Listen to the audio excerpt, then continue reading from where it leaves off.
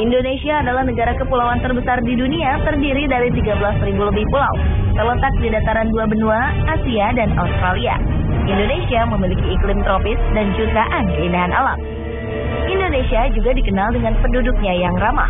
Dunia juga mengenal Indonesia sebagai negara dengan penduduk terbesar keempat di dunia.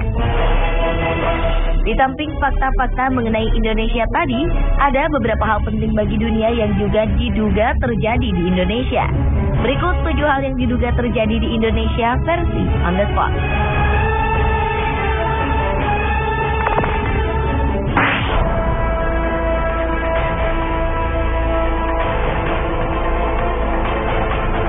Politisi dan kanselir Jerman Adolf Hitler diyakini tewas bunuh diri di sebuah bunker di Berlin pada 30 April 1945. Namun fakta itu kini dipertanyakan. Sebuah program History Channel dokumenter Amerika Serikat menyatakan bahwa tengkorak milik Hitler yang disimpan Rusia bukan milik pemimpin Nazi ini. Tengkorak itu diduga adalah tengkorak perempuan berusia di bawah 40 tahun. Penemuan ini menguatkan kembali teori konspirasi bahwa Hitler tidak tewas pada 1945. Ia diduga melarikan diri dan meninggal di usia tua. Sejumlah teori beredar soal di mana Hitler meninggal. Ada yang mengatakan Hitler meninggal di Argentina, Brasil, Amerika Serikat, bahkan Indonesia. Sebuah artikel mengejutkan beredar di sejumlah jejaring sosial dan mailing list. Artikel ini berisi cerita tentang kematian Hitler. Artikel ini menyebutkan bahwa Hitler meninggal di Indonesia. Dr. Sosrohusodo, dokter lulusan Universitas Indonesia, penulis artikel tersebut, menceritakan pengalamannya bertemu dengan dokter tua asal Jerman bernama Poch di Pulau Sumbawa Besar tahun 1960. Ia mengatakan bahwa Dr. Poch adalah Hitler. Bukti-bukti yang diajukan Dr. Sosrohusodo adalah Dr. Poch ini tidak bisa berjalan normal. Ia selalu menyeret kakinya ketika berjalan. Kemudian tangan kiri dokter Jerman ini selalu bergetar, dan ia memiliki kumis vertikal. Kondisi ini diyakini mirip dengan gambaran Hitler di masa tuanya yang ditemukan di sejumlah buku biografi Adolf Hitler. Dr. Poch yang diduga Hitler ini meninggal di Surabaya pada tahun 1970.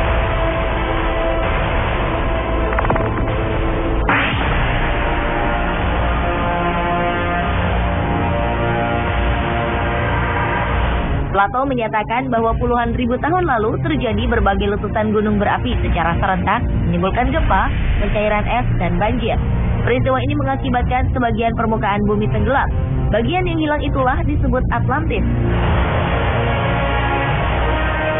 Penelitian mutakhir yang dilakukan ilmuwan Brasil, Arioso Santos, menegaskan bahwa Atlantis itu adalah wilayah yang sekarang disebut Indonesia. Setelah melakukan penelitian selama 30 tahun, ia menghasilkan buku yang menjelaskan mengenai hal ini. Santos menetapkan bahwa pada masa lalu, Atlantis merupakan benua yang membentang dari bagian selatan India, Sri Lanka, Sumatera, Jawa, Kalimantan, dan terus membentang ke arah timur dengan Indonesia sebagai pusatnya. Di wilayah itu terdapat puluhan gunung berapi yang aktif dan dikelilingi samudra yang menyatu bernama Orientale, terdiri dari Samudra Hindia dan Pasifik. Sementara Plato menyebutkan bahwa Atlantis berada di kepulauan tropis, sama seperti Indonesia.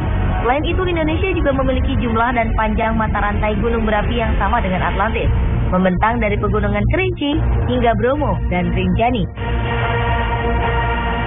Apakah benar negara kita ini merupakan benua Atlantis yang hilang tersebut?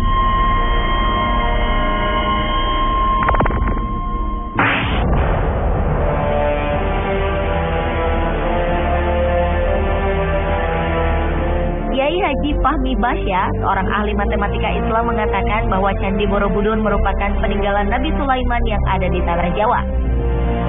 Ia mengungkapkan temuannya ini melalui penelitian selama 35 tahun berdasarkan pada fakta-fakta eksak melalui pendekatan Al-Quran. Pernyataannya ini sempat memunculkan pro dan kontra, karena selama ini Borobudur diketahui merupakan candi Buddha dan dibangun pada akhir abad ke-8 Masehi atau sekitar 1200 tahun lalu. Sedangkan Nabi Sulaiman diyakini hidup 3000 tahun lalu. Menurut Fahmi Basya, ada relief-relief yang identik dengan kisah Nabi Sulaiman. Ia juga meyakini bahwa patung Unfinished Solomon yang ada di Candi Borobudur merupakan pekerjaan yang belum selesai karena sang Nabi meninggal lebih dahulu. Masih banyak fakta lain yang dibeberkan oleh Fahmi Basya. Namun, sepertinya teori ini banyak ditentang oleh masyarakat.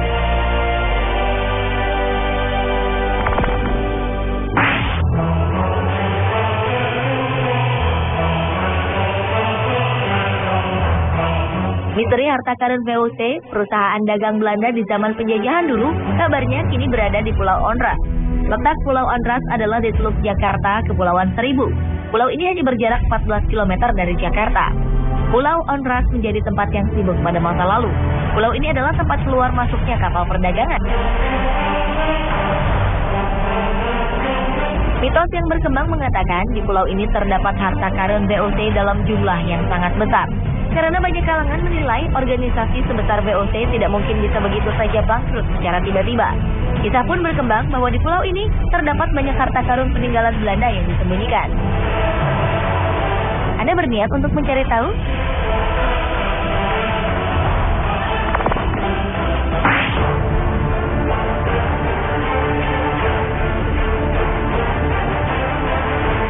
Eropa di abad ke-15 tengah berada dalam keadaan risau dan berkemelut. Dunia perdagangan sedang berkembang pesat dan penjelajahan daerah baru tak terelakkan. Ketika itu, Columbus tidak sengaja menemukan benua Amerika saat ia mencoba mencari jalan lewat timur, salah satunya melalui Indonesia untuk mencari rempah-rempah. Hal ini menyebabkan ia mampu menemukan Amerika lebih cepat dari penjelajah lainnya. Bukti yang memperkuat teori ini adalah Columbus juga membawa dan memperkenalkan buah pala yang hanya tumbuh di Indonesia ketika pertama kali menginjakkan kaki di benua Amerika. Ia juga membawa buah ini ke Eropa.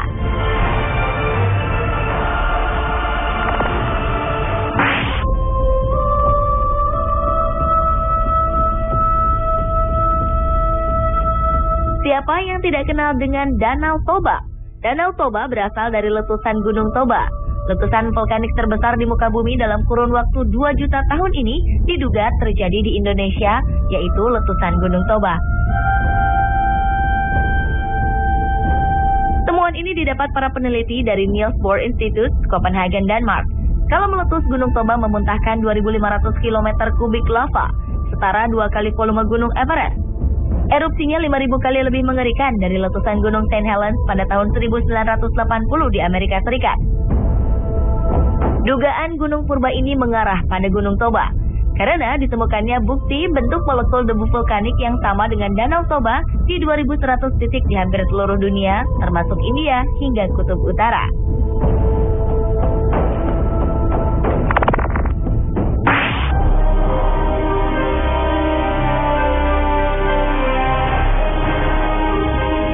Sebelum abad 19, para ahli menyatakan bahwa manusia pertama kali berasal dari Eropa. Namun pada akhir abad 19, seorang berkebangsaan Belanda bernama Eugene Dubois berhasil menghadirkan penemuan yang luar biasa. Ia menemukan manusia purba tertua di Solo, Indonesia. Pada tahun 1887, dengan hati menggebu, dokter Belanda ini datang ke Pulau Jawa untuk mematahkan teori bahwa manusia pertama kali berasal dari Eropa. Ia mempekerjakan 50 orang pribumi untuk menyusuri tepi Sungai Bengawan Solo sambil meneliti lokasi potensial tulang belulang manusia purba. Pekerjaan ini membuahkan hasil yang menggemparkan dunia. Ia menemukan tengkorak manusia purbakala yang mencirikan kerak. Selanjutnya pada tahun 1892, Eugene menemukan tulang kaki manusia purba yang mirip dengan manusia modern. Dari bentuk kaki disimpulkan pemilik tulang tersebut sudah bisa berjalan dengan 2 kaki.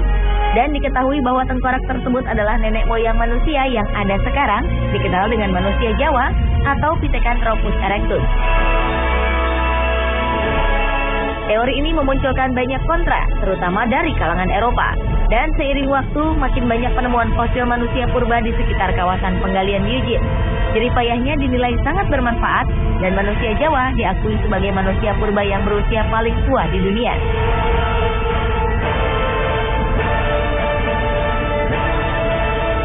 Pemirsa, itulah 7 hal yang diduga terjadi di Indonesia versi On The Spot.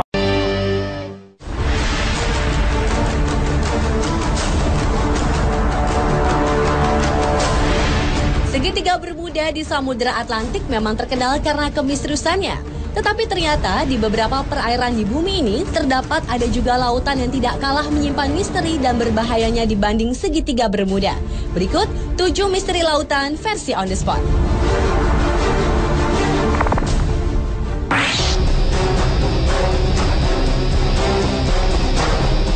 Lautan yang pertama yang menyimpan misteri adalah Laut Setan. Perairan yang berada 100 km di selatan Jepang ini merupakan kawasan yang sangat berbahaya bagi aktivitas pelayaran dan penerbangan. Walau sebenarnya merupakan daerah lautan tenang di Laut Pasifik, namun di perairan yang konon tidak memiliki hewan laut itu, sering muncul badai dengan tiba-tiba, lalu menghilang dengan mendadak juga. Antara tahun 1950 hingga 1954, terhitung 9 kapal besar hilang tanpa jejak saat melintasi Laut Setan. Atas peristiwa-peristiwa tersebut, tahun 1955, pemerintah Jepang mengirim sejumlah pakar untuk meneliti daerah tersebut. Tetapi sayang, tim ekspedisi beserta kapal Kayo Maru 5 yang mereka gunakan lenyap tanpa bekas. Selain itu, misteri lainnya adalah sekalipun kapal-kapal yang menjadi korban tetap utuh, tetapi penumpang-penumpangnya lenyap. Apa yang dialami para penumpang kapal dan kemana mereka pergi, hingga kini misterinya belum dapat terjawab.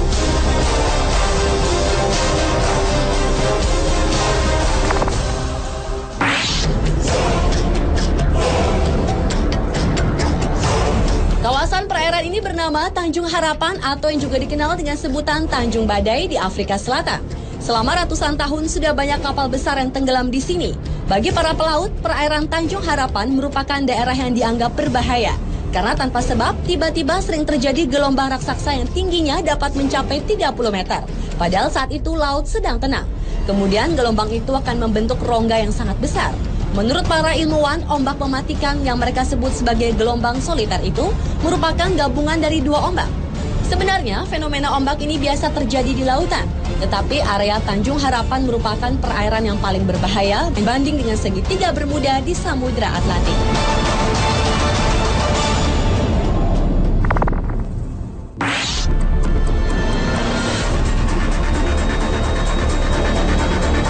Letak perairan yang juga menyimpan misteri ini berada di sebelah tenggara Segitiga Bermuda di Samudra Atlantik.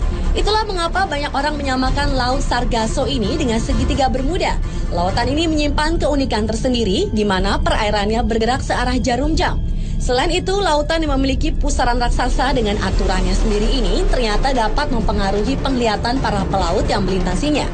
Sejumlah orang mengaku melihat fata morgana, di mana matahari terbit di timur dan di barat dalam waktu bersamaan. Menurut seorang pakar dari University of Western Australia, yaitu Richard Silverster, pusaran raksasa perairan Sargasso dapat menciptakan pusaran kecil yang mencapai wilayah Segitiga Bermuda. Dan pusaran kecil inilah yang dapat mencelakai benda-benda yang melintasinya.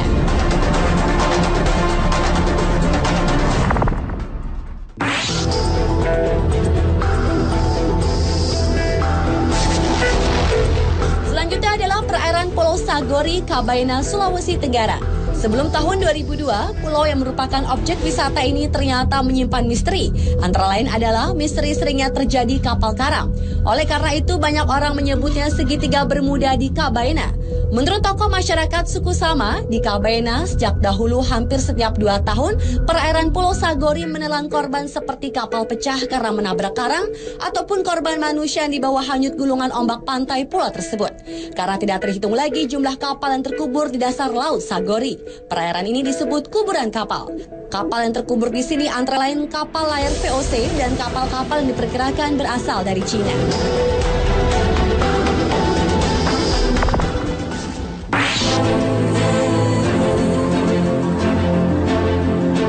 Perairan selanjutnya yang juga menyimpan misteri adalah bagian timur Samudra Hindia dan Teluk Persia. Daerah ini terkenal karena di sanalah terjadi fenomena misterius di mana terdapat lingkaran cahaya raksasa yang berputar-putar di permukaan air.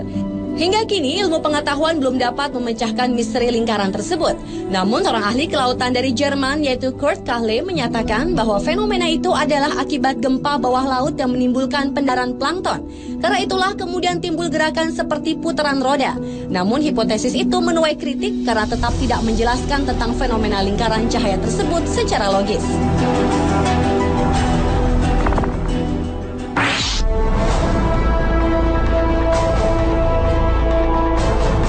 Selanjutnya adalah misteri pusaran air di Laut Norwegia.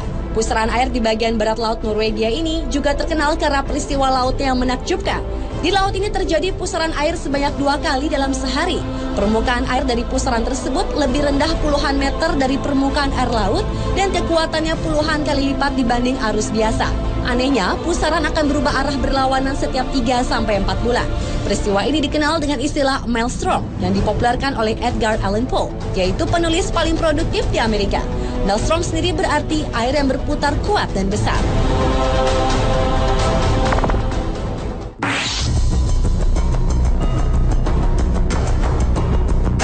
Dan misteri lautan yang terakhir terjadi di perairan Masalembo, Sulawesi Selatan. Di kawasan inilah pesawat Adam Air secara misterius menghilang pada 1 Januari 2007 silam.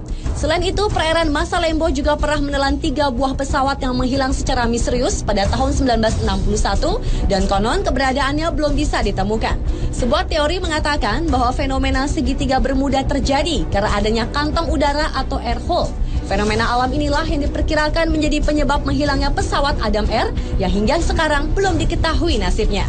Menurut pakar penerbangan Martono, kantong udara adalah sebuah ruangan yang berisi udara yang mengalir dengan kecepatan tinggi sehingga dapat menyedot kapal atau pesawat. Dan sekitar Masalembo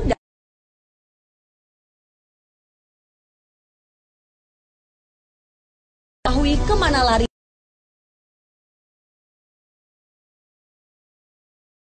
Pemirsa, itulah 7 misteri lautan versi On The Spot.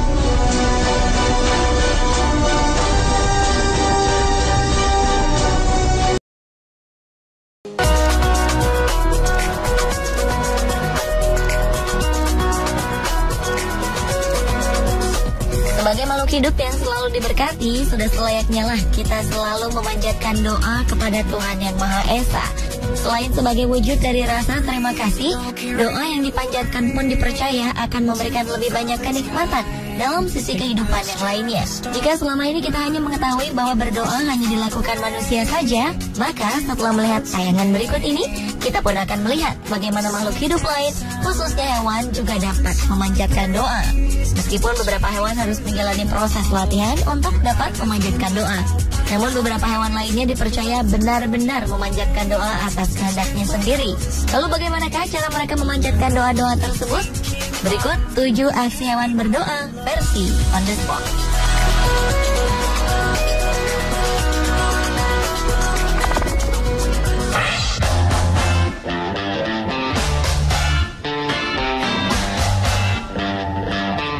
Sebuah aksi yang menggambarkan kedisiplinan 4 ekor anjing baru-baru ini muncul di situs YouTube.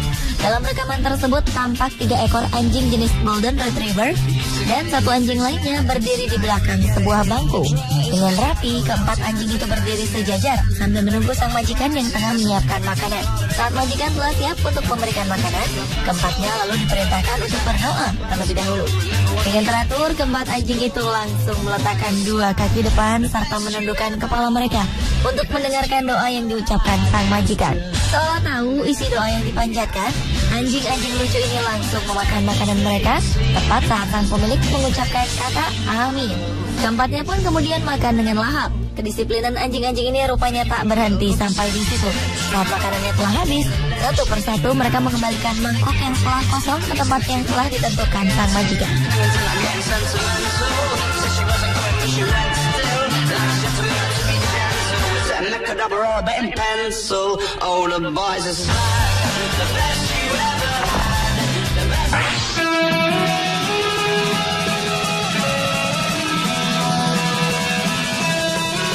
Seorang turis berhasil mengabadikan momen ajaib saat seekor gajah melakukan ritual keagamaan.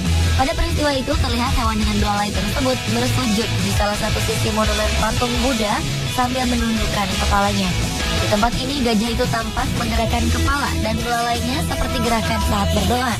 Meskipun diiringi oleh beberapa orang di sampingnya, tak terlihat jika gerakan yang dilakukan gajah tersebut merupakan perintah dari para pawangnya. Gajah berukuran kecil ini sepertinya sudah paham betul setiap gerakan yang akan ia lakukan. Tak berapa lama kemudian, gajah itu berdiri dan berpindah menuju ke sisi monumen yang lainnya. Saat aksi gajah selesai, gajah kemudian berlalu menuju sebuah tempat di sudut untuk melakukan ritual selanjutnya.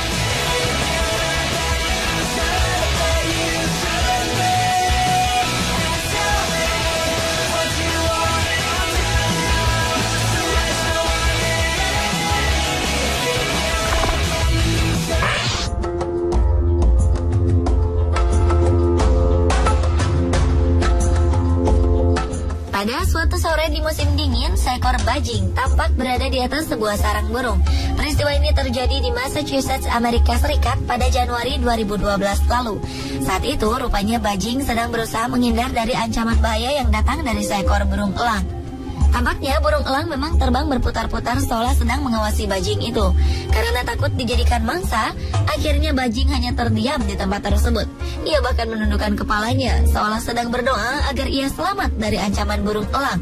Selesai berdoa, bajing pun memilih untuk masuk ke dalam kandang burung dan bersembunyi di dalamnya selama kurang lebih 40 menit. Bajing itu akhirnya berani keluar setelah merasa yakin jika burung elang telah pergi meninggalkan tempat itu.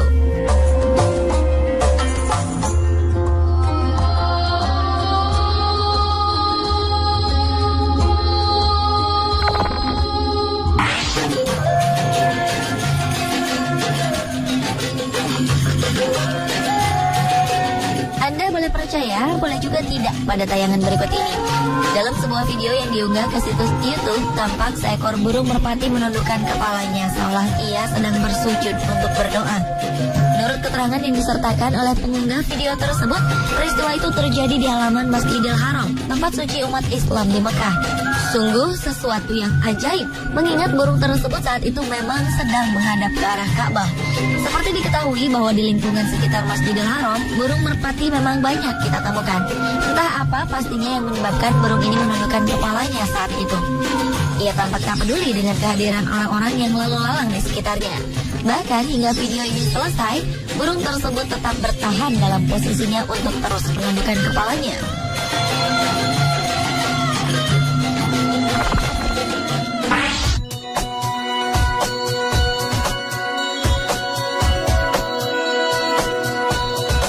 Sebagai makhluk ciptaan Tuhan, sudah selayaknya kita selalu ingat dan mengucapkan terima kasih kepada Sang Maha Pencipta atas segala karunia yang telah diberikannya.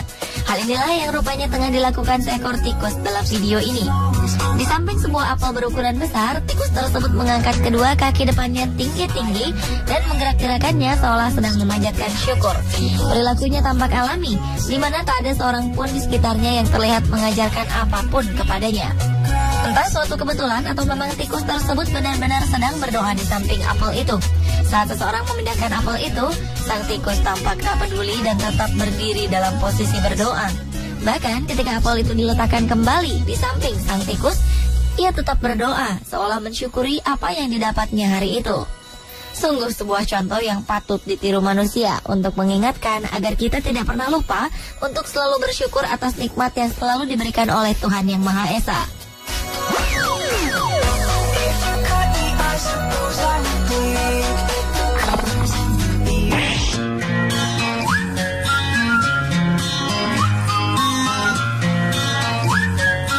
Seekor kucing tampak serius saat meminta makanan tepat di depan sebuah kulkas. Setelah memohon agar ia segera diberikan makanan, kucing tersebut berdiri di atas kedua kaki belakangnya. Lalu dengan posisi terangkat, ia mengayun-ayunkan kedua kaki depannya persis seperti seseorang yang sedang berdoa. Kucing ini mungkin mengira jika kulkas tersebut adalah sosok pemberi makanan yang baik hati. Karena tanpa mempedulikan siapapun di sekitarnya, ia terus memandangi kulkas tersebut dengan penuh harap. Bahkan keberadaan kameramen yang saat itu merekam aksi sang kucing tampak tak diacuhkan olehnya. Aksi ini pun terus ia lakukan selama beberapa saat dengan penuh kesabaran.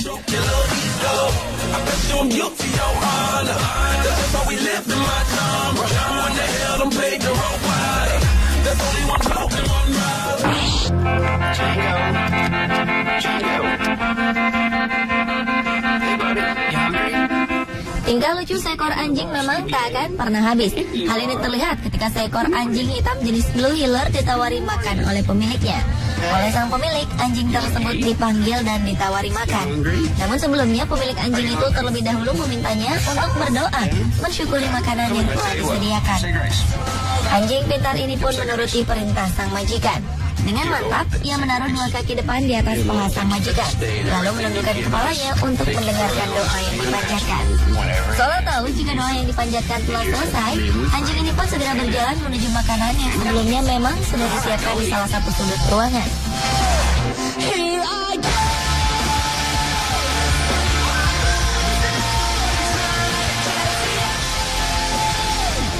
Sementara dalam video berikutnya terlihat 2 ekor anjing kecil melakukan hal yang sama setelah sang majikan menyiapkan mangkuk makan mereka.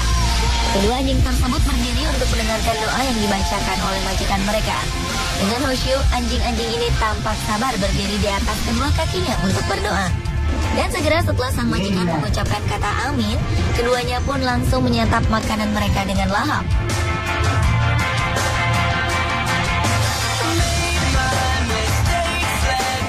Pemirsa, itulah 7 aksi hewan berdoa versi on the spot.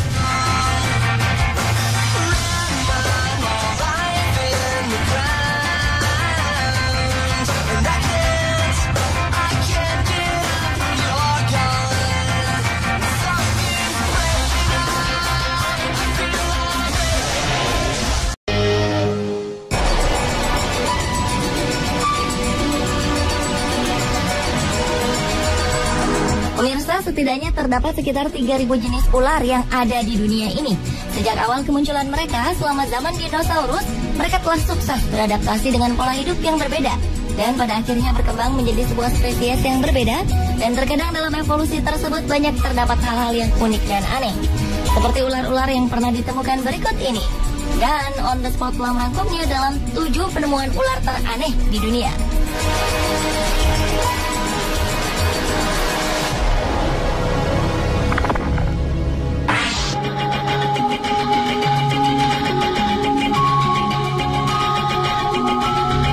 Diawali dengan penemuan ular piton berambut.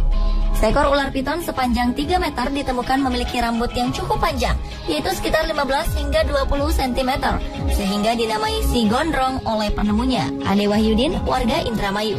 Ia menemukannya saat bersama temannya pergi berziarah ke daerah wisata Cibulan, Kabupaten Kuningan pada 28 Januari 2010 silam.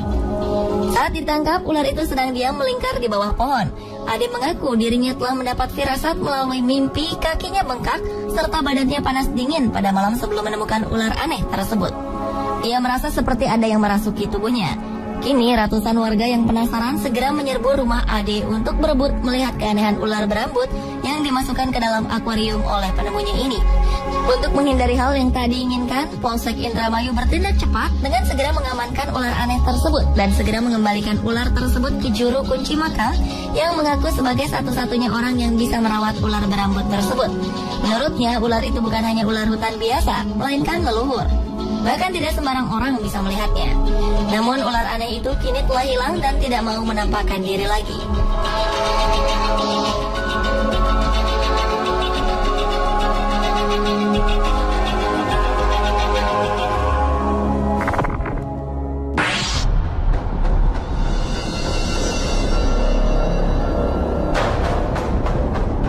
Selanjutnya adalah penemuan ular berkepala manusia di Blitar, Jawa Timur.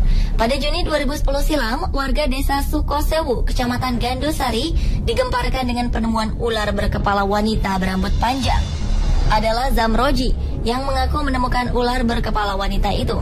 Makhluk gaib itu ditemukan di tempat yang dianggap tempat angker bernama Sumber Buntung. Ular aneh ini mempunyai tinggi sekitar 10 cm dengan badan yang melingkar. Rambut yang ada di kepala wanita bertubuh ular itu sepanjang 8 hingga 10 cm dengan kuku tangan sepanjang 3 cm dan di mulutnya terlihat taring. Zamroji mengatakan sebelum menemukan makhluk aneh itu, dirinya bermimpi bertemu dengan seorang gadis cantik. Dalam mimpinya, gadis cantik itu mengenakan pakaian serba hijau dan berkata kalau ia akan ikut Zamroji selama 1 bulan. Keesokan paginya, saat Zamroji bekerja memberi pupuk pada tanaman padi miliknya, tiba-tiba Zamroji langsung menengok ke arah barat, tepatnya di bawah pohon pisang. Ia melihat ada semacam batu. Merasa aneh, lantas Zamroji mendekati batu tersebut, yang ternyata menyerupai wanita dengan badan berbentuk ular melingkar. Selanjutnya, Zamroji meminta bantuan Rukan, seorang tetangganya, untuk membantu memindahkan ular aneh itu. Atas saran tetangganya itu, Zamroji mengambilnya dan menyimpannya dalam akuarium. Sontak, warga banyak yang datang berbondong-bondong untuk melihatnya.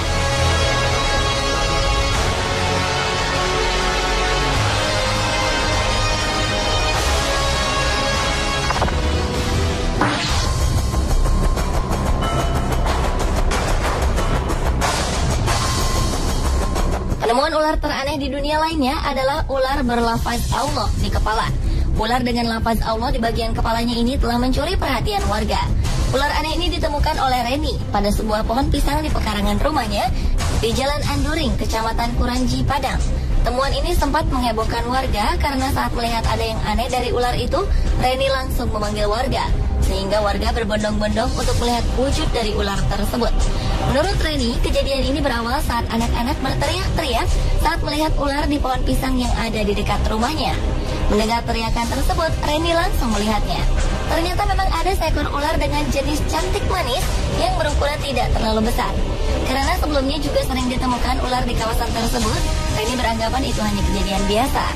Namun ternyata ada keganjilan dengan ular yang masih ada di pohon pisang tersebut, di mana pada bagian kepalanya terdapat tulisan yang berlafazkan Allah. Bukan itu saja, pada bagian ekornya ada huruf dal dan jal yang dibaca menjadi Dajjal.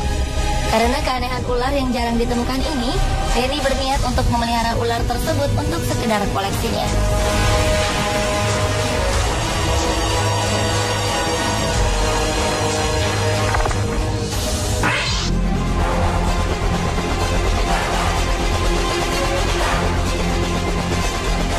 Berlanjut ke penemuan ular bertentakel. Pada Oktober 2012 lalu, ular yang tak diketahui penemunya ini dikirim ke kebun binatang National Smithsonian.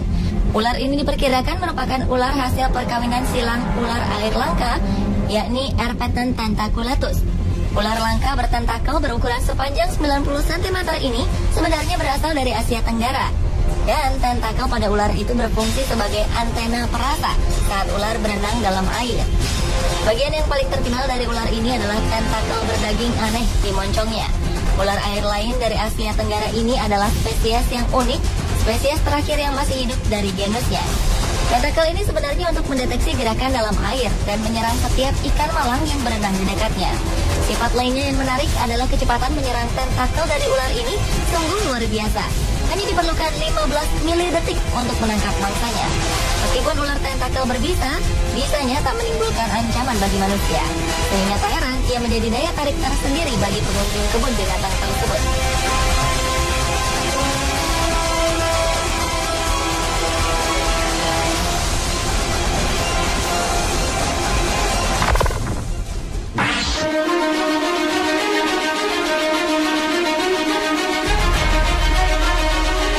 Berikutnya adalah penemuan bayi ular berkepala dua.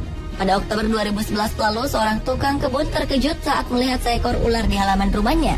Bukan karena ia fobia dengan hewan melata itu, namun bentuk hewan itu yang tak biasa, yakni berkepala dua. Saat itu, Paul Carver sedang menyemprotkan cairan pembasmi rumput di lahannya. Ia menemukan sejumlah ular kecil. Saat mengamati kerumunan ular itu, ia menjumpai salah satu hewan reptil itu berkepala dua. Meski bentuknya aneh, ular itu merayap tanpa masalah. Pria asal Clarksville, Tennessee, Amerika Serikat itu lantas menelpon temannya, Bill Grandstaff, seorang petugas di Balai Marga Satwa. Ia memutuskan untuk menyerahkan ular jenis king snake yang tak berbisa itu ke Tennessee Tech University. Dan hewan itu kini telah dianalisis seorang ahli bernama Dr. Dan Combs. Ada kekhawatiran ular itu tak bakal hidup lama, sebab dua kepalanya memiliki keinginan yang berbeda. Kondisi itu diperkirakan akan membuatnya sulit makan, meski saat ini sudah bisa minum air. Namun, jika bayi ular berkepala dua itu bisa makan dengan normal, ia bisa hidup hingga 20 tahun dan mencapai panjang 1,8 meter. Namun, tetap harapan hidupnya bisa berkurang 3 tahun karena kondisinya yang abnormal.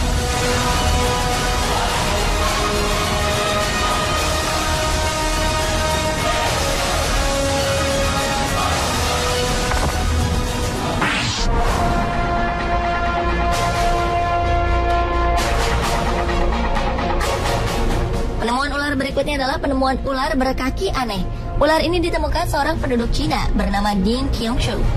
Ular yang memiliki tubuh sepanjang 40 cm mempunyai kaki jari-jari yang ukurannya kecil. Kini ular tersebut telah diteliti di laboratorium China's West Normal University di Nanchang. Long Shuai, seorang pakar ular, mengatakan temuan aneh ini sangat mengejutkan dan belum diketahui penyebab keanehan pada ular tersebut sebelum mereka melakukan otopsi. Biasanya mutasi genetik terjadi pada ular adalah tumbuhnya dua kepala yang muncul dengan proses yang sama seperti halnya bayi kembar siam pada manusia. Namun, apakah ular seperti ini memang memiliki spesies tersendiri? Ataukah ular yang mengalami mutasi genetik? Atau bahkan telah melalui sebuah evolusi sehingga memiliki kaki dan jari? Sayangnya belum ada penelitian lebih lanjut mengenai ular ini, mengenai spesies dan apakah ini ular atau seekor kadal.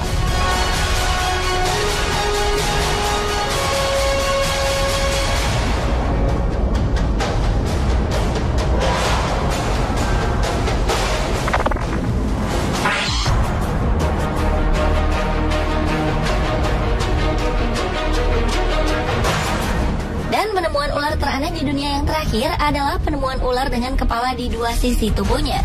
Pada September 2012 lalu, sebuah keluarga di South Carolina, Amerika telah menemukan seekor ular bertubuh aneh. Ular itu memiliki dua kepala dan satu kepala di setiap ujung tubuhnya. Dalam banyak kasus, kelainan hanya terjadi di sisi yang sama. Setiap kepala mempunyai dua mata dan lidah yang bergerak cepat. Mereka akan mengambil alih kontrol tubuh secara bergantian. Ular kecil yang telah diidentifikasi itu dikenal sebagai ular tanah yang tidak berbahaya bagi manusia. Ular itu ditemukan oleh Savannah Logan dan adiknya Preston yang tampak terpesona dengan bentuknya. Dan cacing tanah dan arthropoda kecil berukuran 22 hingga 35 cm menjadi makanan favorit dari ular tersebut. Sementara kepala utama melakukan sesuatu, kepala lainnya akan mencoba untuk pergi ke arah berlawanan. Karena sangat tertarik akan keindahan ular tersebut, maka sang pemilik sangat menjaga kondisi ular tersebut dan tak berniat untuk menjualnya. Pemirsa, itulah ketujuh penemuan ular teraneh di dunia versi On The Spot.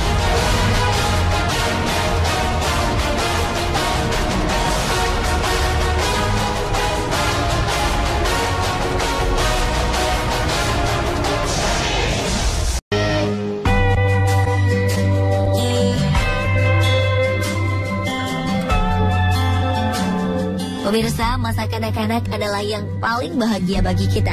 Kita bisa bermain-main dengan bebas dan leluasa tanpa beban. Namun beberapa anak di Indonesia berikut ini tidak bisa merasakan hal-hal yang menyenangkan tersebut karena keadaan tertentu. Berikut 7 kisah haru anak-anak di Indonesia versi On The Spot.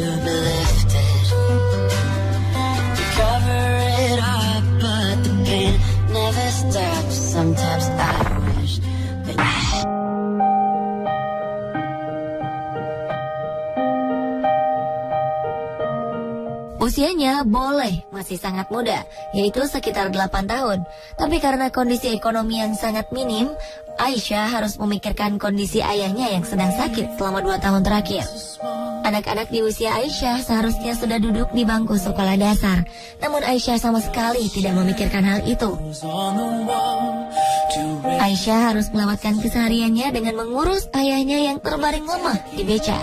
Mulai dari memandikan hingga memberi makan. Ayah dan anak ini terpaksa menjadi gelandangan sejak ayah Aisyah menderita penyakit paru-paru akut, sehingga tidak bisa lagi mencari nafkah. Sementara sang ibu telah berpisah dengan ayahnya beberapa tahun sebelumnya. Hebatnya mereka tidak pernah meminta-minta, namun kadang ada saja yang menaruh belas kasihan dan memberi mereka sedikit uang untuk bekal hidup. Dengan tubuhnya yang kecil, Aisyah mendorong beca ayahnya tak tentu arah. Mereka sering mampir di emperan Masjid Raya di Jalan Sisingamangaraja, Medan, Sumatera Utara. Karena ramai diberitakan media, bantuan dari pejabat kota Medan datang dan membawa ayahnya ke rumah sakit untuk mendapatkan perawatan. Aisyah pun lega karena pemerintah kota Medan berjanji membiayai pendidikan Aisyah sampai sekolah menengah atas. Kegembiraan Aisyah pun tidak dapat disembunyikan ketika dia mendapat seragam dan peralatan sekolah yang disumbangkan para warga yang simpati kepadanya.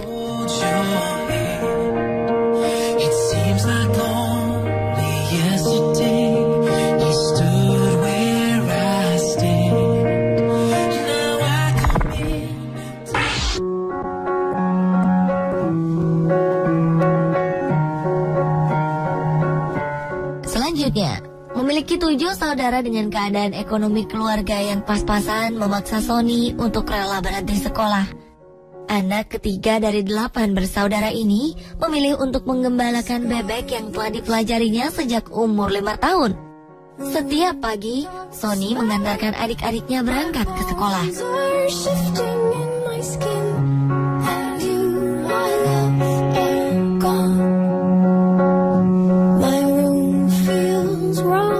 Setelah itu, Sony pun memulai pekerjaannya menggembalakan bebek. Bebek-bebek yang menjadi tanggung jawabnya ini harus selalu terjaga agar tidak tercerai-berai dan hilang. Dia menggiring kawanan bebek tersebut ke sawah bekas panen untuk mencari makanan, dan harus menjaga agar bebek-bebek ini tidak merusak sawah yang harus ditanami padi. Selepas menggembala bebek, Sony memanfaatkan waktunya untuk mengumpulkan tutut atau keong sawah yang banyak hidup di tengah lumpur. Keong ini akan dia jual untuk menambah penghasilannya.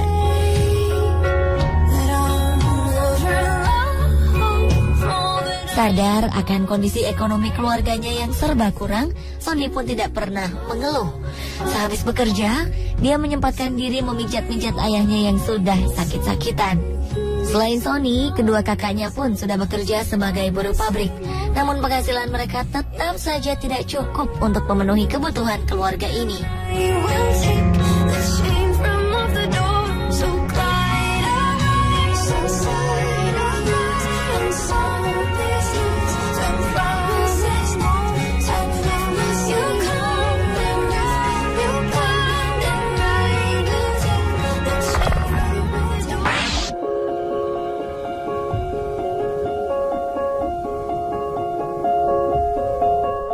Menjadi sulung dari 5 bersaudara membuat Nanang merasa bertanggung jawab atas kehidupan keluarganya. Ayah yang seharusnya menjadi kepala keluarga dan teladan baginya malah tidak pernah memberi nafkah. Tidak hanya itu, ibunya pun kerap menjadi korban kekerasan ayahnya. Keadaan inilah yang membuat Nanang bertekad menjaga ibu dan adik-adiknya dan membawa mereka keluar dari lingkaran kemiskinan. Setelah selesai memandikan adik-adiknya dan membantu ibu mengurus rumah, Nanang pergi mencari rebung di tepi hutan. Tidak mudah mendapatkan rebung-rebung itu. Nanang harus jeli memilih tunas rebung yang enak dimakan.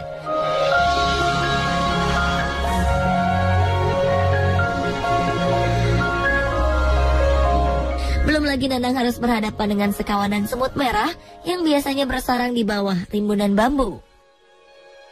Ketika rebung terkumpul, Nanang langsung mengupas rebung-rebung itu di hutan agar bulu-bulu gatal pada rebung terlepas dan tidak melukai kulit adik-adiknya.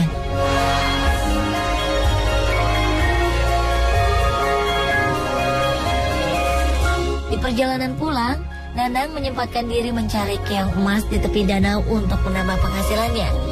Di danau ini juga Nanang melepaskan penat dan memakan bekal makanannya yang berupa kepala nasi sisa kemarin.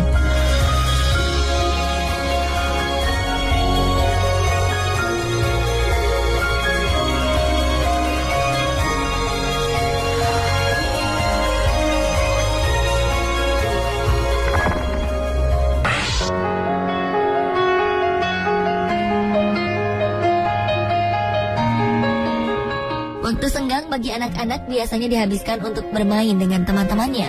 Namun tidak bagi gadis kecil bernama Wina ini. Wina harus menjauhkan diri dari kesenangan itu. Himpitan ekonomi yang menimpa keluarganya memaksa Wina harus mencari uang tambahan agar tetap bisa bersekolah. Sepulang sekolah, Wina harus menyelesaikan semua pekerjaannya dan tugas sekolah sebelum malam tiba. Rumah gubuknya tidak memiliki listrik dan mereka hanya memiliki sebuah lampu damar untuk menerangi rumahnya di malam hari. Seperti mengejar waktu, Wina mulai mengerjakan tugas sekolah, membereskan rumah, dan membuat sapu lidi hingga matahari terbenam. Selain itu, Wina juga harus berkeliling menjajakan sapu lidi yang harganya Rp3.000 dengan perut kosong.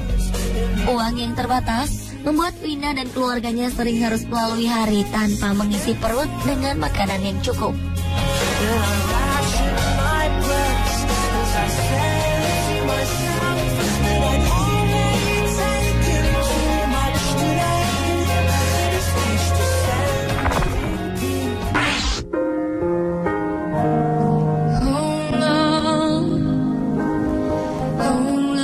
Kecil-kecil cabai rawit.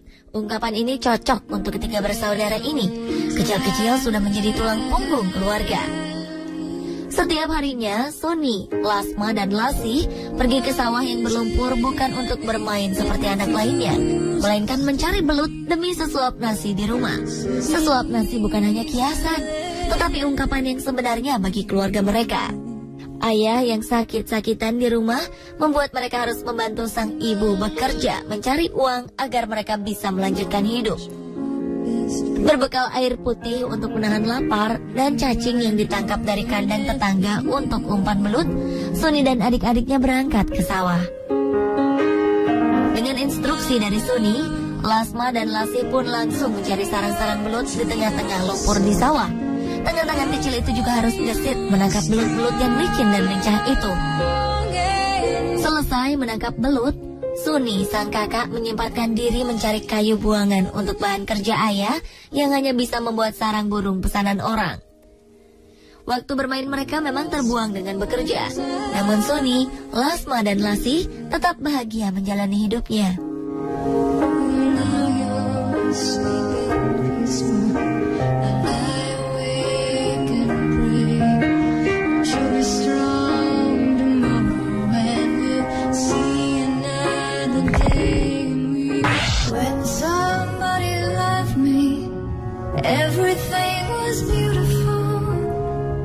Jika mendengar kisah hidup bocah bernama Lilis ini, siapapun mungkin tidak ingin menjalani hidup seperti yang dia alami.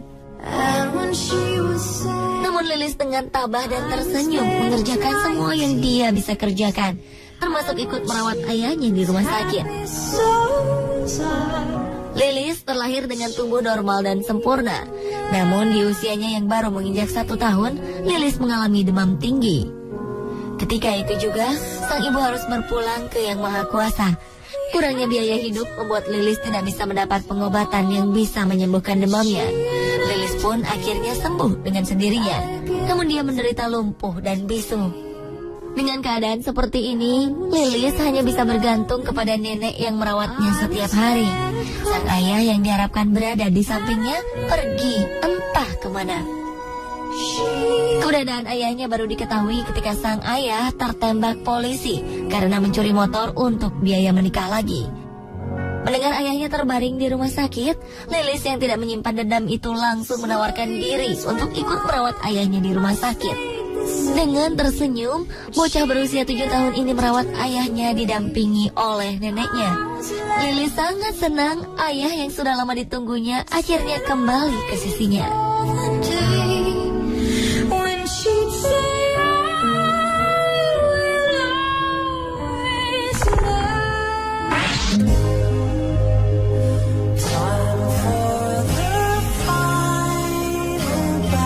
Jika memiliki niat untuk berusaha, apapun bisa dikerjakan untuk menyambung hidup.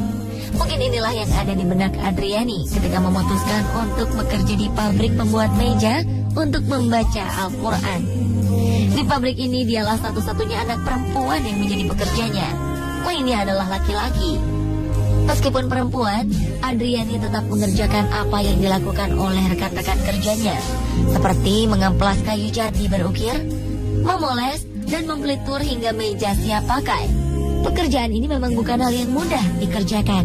Ketika pertama kali mengerjakannya, Adriani sering mendapat komplain dari atasannya. Namun dengan usaha yang gigih selama 2 tahun, hasil kerjanya pun sudah bisa memuaskan pemilik usaha.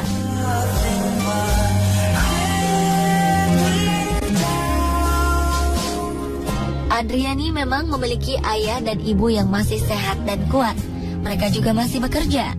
Sang ibu pembuat tempe gembus untuk dijual ke pasar, sementara sang ayah bekerja di pabrik pembuat tahu. Namun Adriani memiliki cita-cita untuk menjadi guru. Inilah yang membuat dia gigih bekerja agar bisa membantu orang tuanya membiayai sekolahnya dan sekolah kedua adiknya.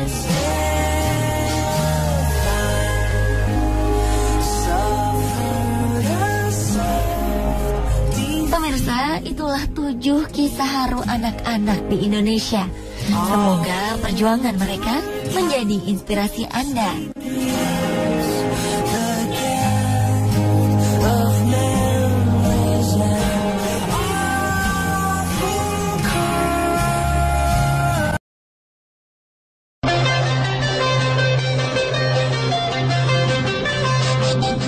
Pemirsa, peristiwa melahirkan tentulah merupakan peristiwa yang membahagiakan bagi setiap pasangan. Namun, apa jadinya jika seorang wanita melahirkan bayi yang bukan manusia? Beberapa peristiwa melahirkan aneh berikut ini, seperti wanita melahirkan hewan atau benda mati, bukanlah rekayasa. Secara medis atau logika, memang tidak mungkin manusia melahirkan hewan. Tapi ternyata hal itu benar terjadi, walau sulit dipercaya. Sebagian memang ada penjelasannya, namun banyak diantaranya tak dapat dijelaskan secara logika. karena ada yang menganggapnya sebagai kutukan. Tanpa bermaksud merendahkan derajat manusia dibanding hewan, berbagai fenomena melahirkan yang terjadi di Indonesia dan negara lain telah on the spot rangkum dalam peristiwa melahirkan teraneh.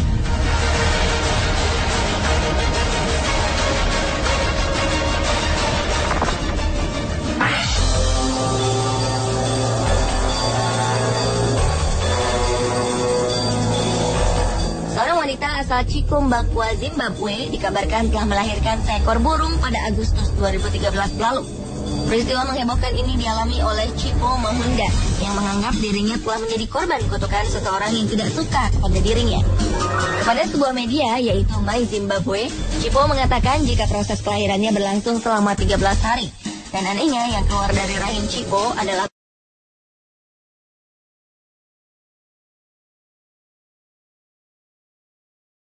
merupakan kutukan.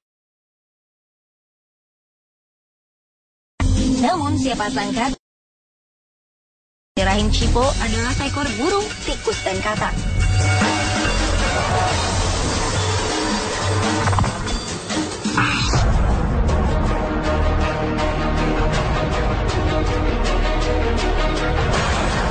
Buaya berukuran 1,5 meter ini menjadi buah bibir warga Desa Malambe, Kecamatan Ponelo, Kabupaten Gorontalo Utara. Adalah Hayati Hakinah bersama anaknya Sabri yang merawat buaya jantan ini dengan baik. Mereka meyakini sebagai anak kandungnya sendiri yang merupakan kembaran Sabri, anak keduanya. Menurut sang ibu, proses kelahiran anak buaya ini sendiri terjadi 19 tahun lalu. Saat proses kelahiran Sabri, anak keduanya, Hayati mengalami pendarahan cukup banyak. Merasa hanya darah biasa, Hayati kemudian membuang gumpalan darah ke laut. Hingga pada November 2010 lalu, warga sekitar desa menemukan seekor buaya terjaring pukat nelayan. Anehnya, saat Hayati mendatanginya, buaya ini mendadak diam dan menjadi penurut. Ia bahkan akrab dengan 3 anak Hayati. Tak seperti buaya pada umumnya, buaya yang diberi nama Safren ini terlihat jinak dan pemalu. Ia bahkan menjauh jika didekati orang lain. Rencananya buaya ini akan terus diasuhnya, meski sudah beberapa orang telah menaksirnya dengan harga cukup tinggi. Hayati sama sekali tak berniat menjual buaya yang diyakini sebagai anak kandungnya. Setelah terpisah selama lebih dari 20 tahun, buaya itu kini hidup bersama orang tua dan saudara kembarnya.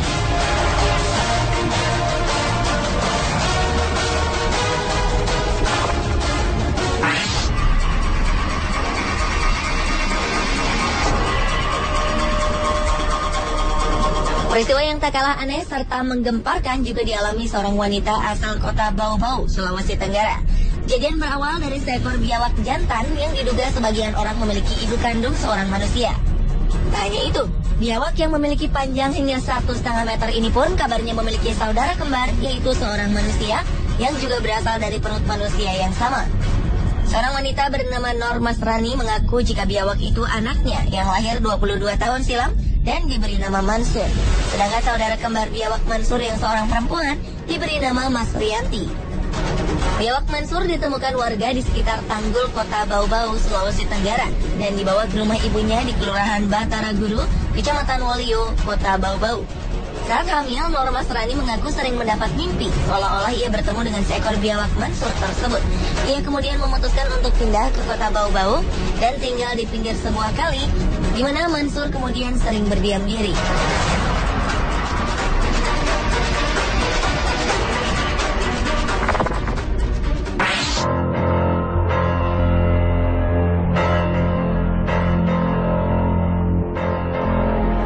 Rumah keluarga Subianto diselimuti rasa bahagia bercampur heran. Warga Desa Karangagung, Kecamatan Palang, Kabupaten Tuban ini terkejut lantaran sang istri Suwartin tiba-tiba melahirkan bayi laki-laki tanpa didahului proses mengandung layaknya orang hamil. Peristiwa ini terjadi pada Juni 2011 lalu. Ketika itu, Suwartin melahirkan bayi yang diberi nama Riko Alan Maulana saat sedang jongkok. Bayi Riko keluar dari rahim tanpa disengaja. Ia terlahir normal dengan berat hampir 3 kg. Sebelumnya, Suwartin tidak merasa sedang hamil. Tubuh dan perutnya juga tidak besar. Bahkan, perempuan 31 tahun ini baru saja mengalami keguguran 2 kali pada Januari 2011. Peristiwa aneh ini cukup membuat geger warga sekitar. Mereka mengkaitkan kejadian aneh yang dialami Suwartin ini dengan hal-hal gaib. Ketika bayi Riko baru lahir, warga beramai-ramai mengunjungi rumah Suartin.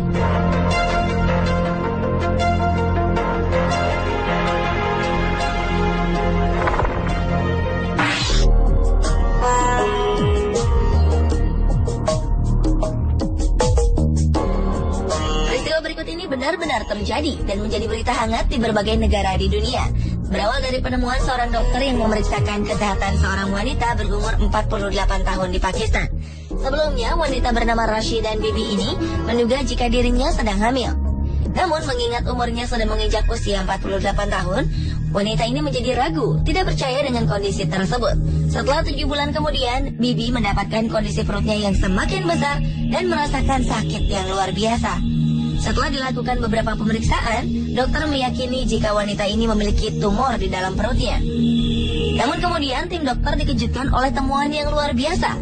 Mereka menemukan seekor ular piton di dalam perut Bibi dengan panjang hampir mencapai 1 meter. Penyelidikan pun dilakukan untuk mengetahui bagaimana ular itu bisa berada di perut sang ibu. Dan setelah beberapa waktu lalu, diyakini jika kebiasaan meminum air sumur yang diendapkanlah penyebabnya. Karena tanpa sadar benih ular piton yang berada di air tersebut ia minum dan menetas di dalam perutnya. Namun yang mengherankan adalah bagaimana ia dapat bertahan hidup selama 7 bulan di dalam perut ibunya tersebut.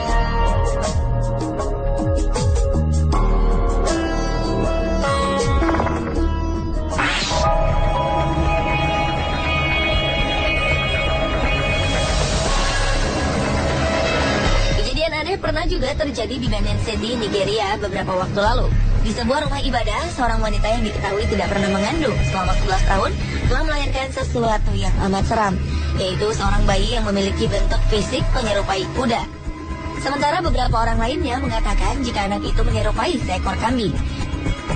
Menurut Puan Veronica Egibor, seorang saksi yang juga berprofesi sebagai perawat, bahwa wanita itu adalah seorang penjual sayuran dan telah menikah. Ia datang ke rumah ibadah tersebut dengan tujuan untuk berdoa dan memohon agar diberikan anak. Tak lama setelah itu ada sesuatu yang terlihat jatuh tak jauh dari tempat duduknya. Beberapa orang yang melihatnya kemudian meyakini jika yang mereka temukan memiliki bentuk seperti seekor kambing. Sementara beberapa orang lainnya menyatakan jika yang mereka lihat tak lain adalah seekor anak kuda. Bayi berupa kuda itu kemudian dinyatakan mati setelah beberapa saat ditemukan. Ia dibiarkan tergeletak di atas lantai rumah ibadah sebelum akhirnya dikuburkan pada keesokan harinya.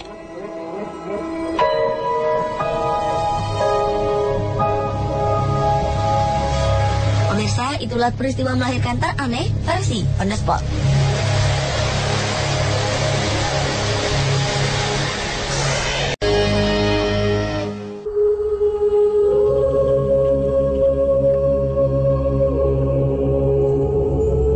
Di dunia ini selain ada alam nyata, juga ada alam gaib yang tak kasat mata.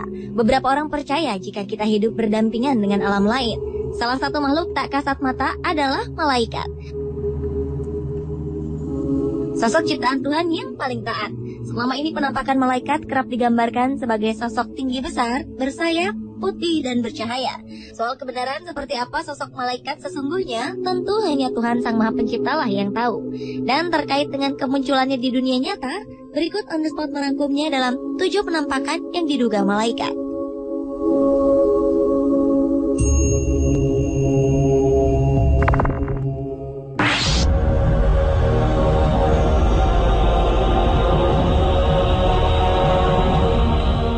Kamera keamanan di kota barat Mekah di Arab Saudi menangkap penampakan yang diduga sebagai malaikat.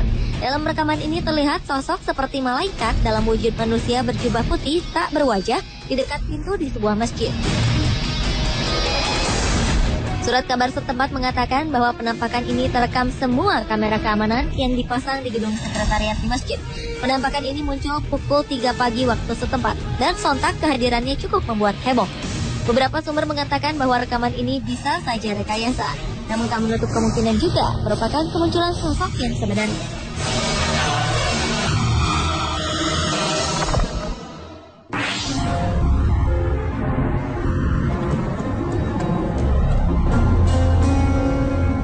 Penampakan berwujud manusia namun bercahaya seperti sosok malaikat yang digambarkan selama ini baru-baru ini muncul di kawasan Georgia Utara, Amerika Serikat.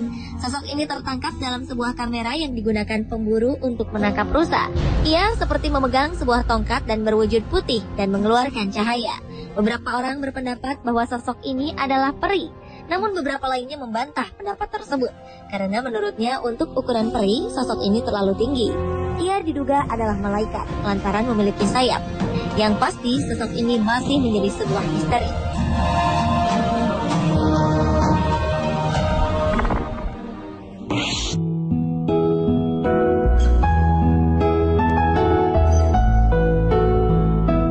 September 2012 lalu, seorang gadis berusia 14 tahun bernama Chelsea Benton terbaring tak berdaya di kamar rumah sakit.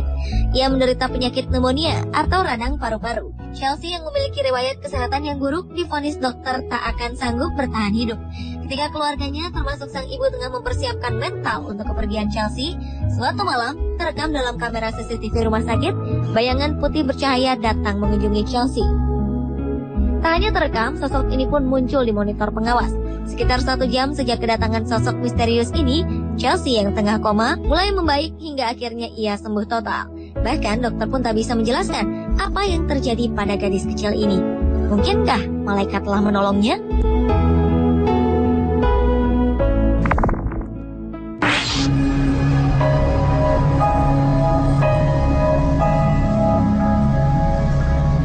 Kamera pengintai milik seorang pendeta bernama Charles Shelton menangkap sosok yang dianggap malaikat di rumahnya. Ia sengaja memasang kamera ini setelah rangkaian kejahatan yang terjadi di kawasan tempat tinggalnya. Dalam video ini terlihat cahaya putih besar bergerak perlahan.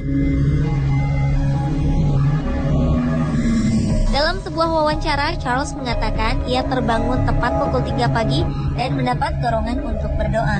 Setelah berdoa, ia mendengar suara Tuhan untuk melihat rekaman kamera CCTV. Dan kemudian ia pun melihat kemunculan sosok malaikat ini. Ia bersikeras bahwa ini merupakan sebuah tanda jika Tuhan akan menjawab doanya.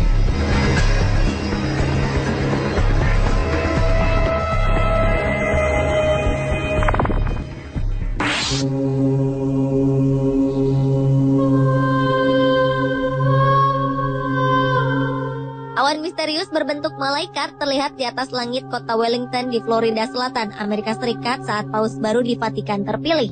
Seorang fotografer amatir bernama Brandon Stockwell berhasil menangkap sosok ini dalam kamera. Awan berbentuk malaikat ini juga memiliki warna orange, berbeda dengan warna awan di sekitarnya. Sontak, kemunculan sosok yang diduga malaikat ini terlihat sangat jelas.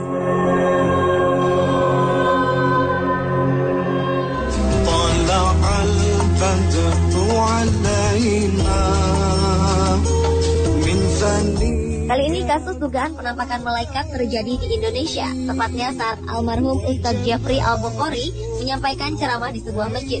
Dalam sebuah foto milik seorang jamaah, tampak terlihat sosok berjubah putih dan memancarkan cahaya putih. Sosok ini berdiri di tengah jamaah. Kabarnya foto ini diambil pada 2010 lalu. Sontak saja kemunculan sosok malaikat dalam foto ini membuat geger masyarakat dan membuat penasaran tentang kebenarannya. Sejauh ini, sebagian besar orang meyakini bahwa sosok berjubah yang dikelilingi cahaya tersebut adalah penampakan malaikat yang mendampingi Puji.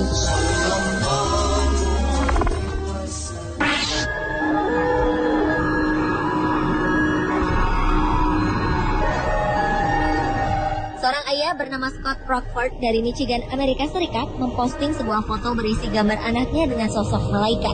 Foto ini diambil siang hari sebelum sang anak menjalani operasi untuk penyakit yang diderita. Pada saat foto ini diambil, sang ayah mengatakan bahwa ia dan beberapa orang lain tengah berdoa untuk keselamatan sang anak saat operasi.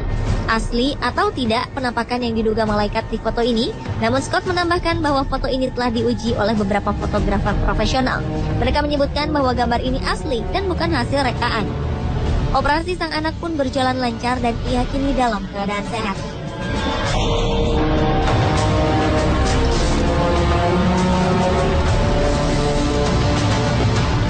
Pada 2009 muncul foto menggemparkan di sebuah lapangan football Hillsboro di California, Amerika Serikat.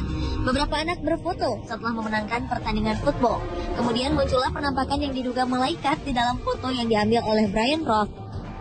Pria bernama Doug Lueders mengatakan jika dirinya yakin 100% bahwa penampakan malaikat di dalam foto ini adalah anaknya yang bernama Kyle. Kyle telah meninggal beberapa waktu sebelumnya. Sebelum meninggal, Kyle dikenal sebagai pemain football yang kerap dilatih oleh sang ayah.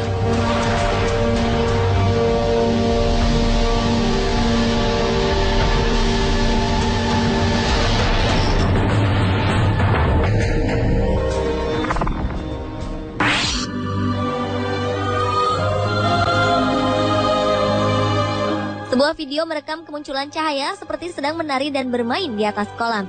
Kejadian misterius ini terekam di Naples, Florida.